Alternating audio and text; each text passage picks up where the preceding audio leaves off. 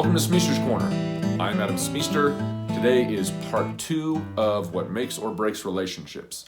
Part 1 was what breaks relationships. So today we're going to be talking about what makes a relationship. So I've taken a lot of things out of research that I've read, books that I've read, self-help books, things that I've experienced, and there's a lot of stuff about this. So I just kind of broke it down. I'm going to be talking about 6 things today that will help make a relationship. So let's just get to it. So number 1 is you have to value yourself.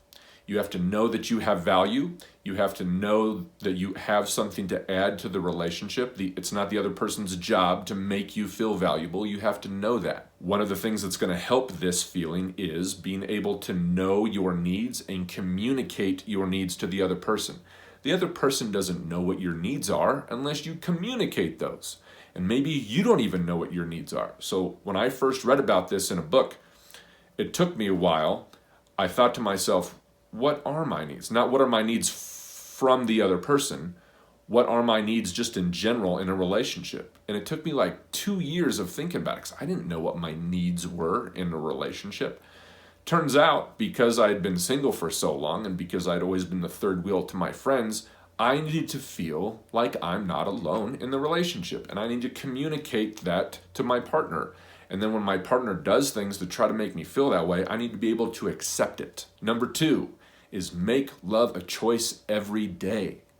Decide, I'm going to love this person. It's going to be hard work. I'm going to give 110%, and I'm going to confront the issues that I need to confront. Know that that's a risk, but decide to take the risk because that's what love is. It's a risk. And if you're not willing to take a risk, then you shouldn't even be in a relationship to begin with. Number 3, decide to be vulnerable in a relationship. So that means that you need to communicate. If you're feeling a certain way, you need to communicate your feelings to the other person. You can't just stuff your feelings down like I used to do and think, well, if I tell the other person I'm making a big deal out of it, I can get over it. You have to be vulnerable and express yourself to the other person. Don't let the other person take responsibility for you. You got to take responsibility for yourself. That's being powerful in a relationship. Number 4, don't be one of the 4 horsemen that we talked about in part 1. So I'm going to go over these real quick again. Defensiveness. You can't be defensive. If someone comes at you with a criticism or critique, you can't be defensive. You have to listen.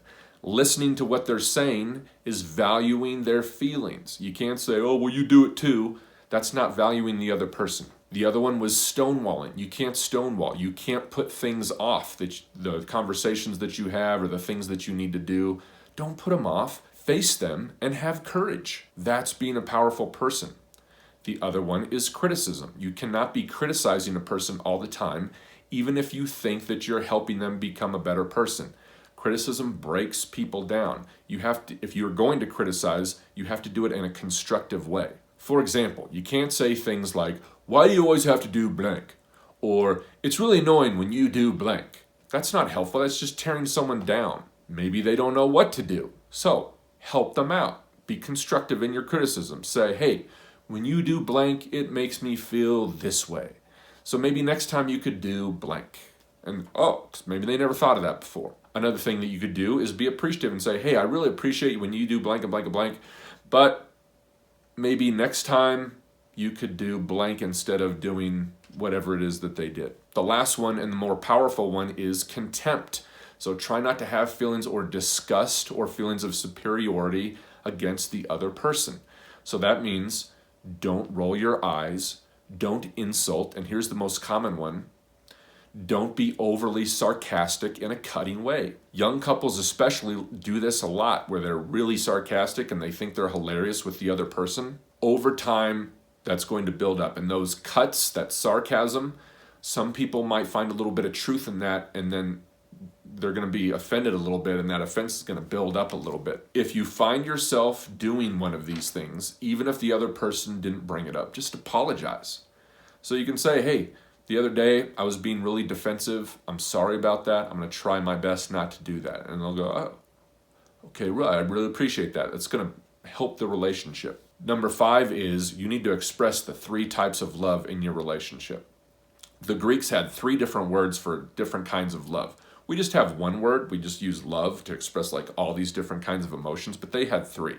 So go over these real quick. The first one is Philia. This is an affectionate love. This is the kind of love that you would have for a family member or a good friend. Okay, in a relationship, if it's going to go anywhere, eventually your partner needs to be your best friend. Okay, so if you're a guy dating a girl, you can't have another girl as your best friend. Okay, that's going to inspire feelings of jealousy. Number 2 is Eros. This is the romantic love.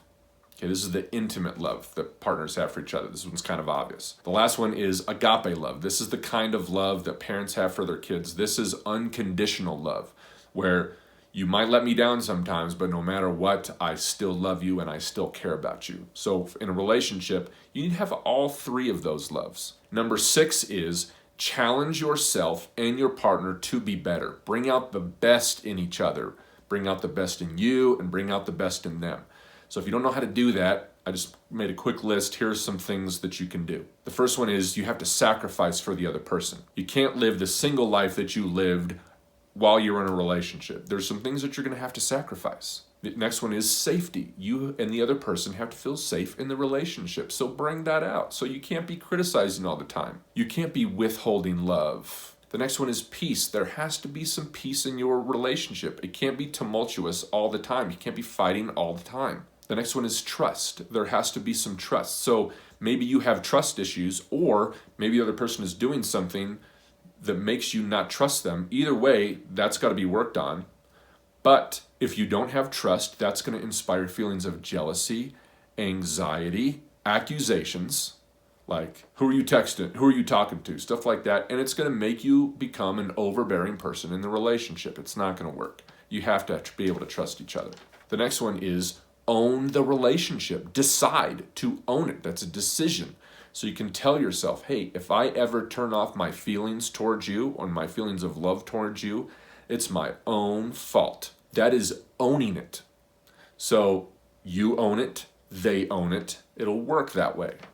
But you can't put all the onus on another person. It's not going to work. Be patient with the other person, which means you have to forgive. Forgiveness means you move on from the things that you are forgiving. So you can't count the wrongs. You can't keep bringing up past events that they've done to hurt you whenever you're mad. You can't be bringing that stuff up and holding it over your head. Forgiveness means you move on, and if you can't forgive, the relationship's probably not going to work. But you have to pull that out of yourself and the other person. The last one is tell the truth. Don't lie. Never lie in a relationship, no matter what the consequences are. Tell the truth. Those are some ways to challenge yourself and the other person to be better. So if you see the other person that's not kind of owning up to one of these things, you can just bring it up in a constructive way. Okay, or when you see yourself that you haven't been doing it, you can bring it up in a constructive way. And that's really healthy when you bring it up and then you apologize for it and then you decide and tell them that you're going to be better. So I know that was a lot. That's a lot of information to try to boil down into 6 things, but I think if you try to work on those things, your relationships will be much healthier, much better, and they will last longer. So, I hope that helps. Thanks for watching.